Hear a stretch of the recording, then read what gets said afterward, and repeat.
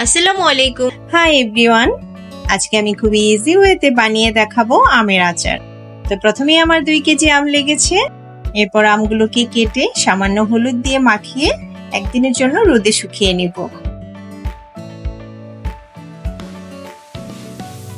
চুলায় একটি প্যান বসিয়েছি, প্যানটা গরম হয়ে আসলে দিয়ে দিয়েছি 1 কাপ সরিষার তেল, দিয়ে দিচ্ছি রসুন কুচি,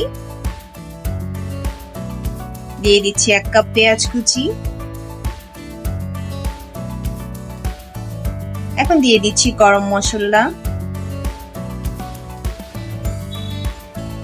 এই পর্যায়ে দিয়ে দিব 1 চামচ পাঁচফোড়ন, দিয়ে দিচ্ছি 1 চামচ আদা বাটা, রসুন বাটা, জিরা বাটা, আবার দিয়ে দিচ্ছি 1 চামচ হলুদ গুঁড়া, মরিচ গুঁড়া, ধনিয়া গুঁড়া। এটাকে আমি ভালো করে কষিয়ে নিব। এখন দিয়ে দিচ্ছি থেতো করে রাখা সরিষা, এটাকে আমি 2-1 মিনিটের জন্য কষিয়ে নিব। তারপর দিয়ে দিচ্ছি আমার শুকানো আমগুলো। এখন আমি আবার একটু সরিষার তেল দিয়ে দিয়েছি, আমার কাছে মনে হয়েছে একটু কম হয়েছে। এখন আমি আবার খুব ভালোভাবে নেড়ে নিব। এখন দিয়ে দিচ্ছি পরিমাণ মতো লবণ,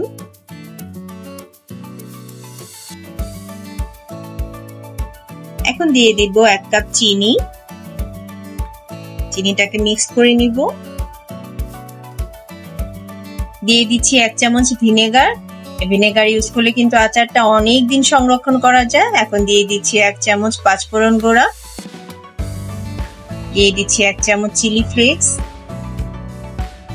এখন আমার আচারটা নামিয়ে নিব।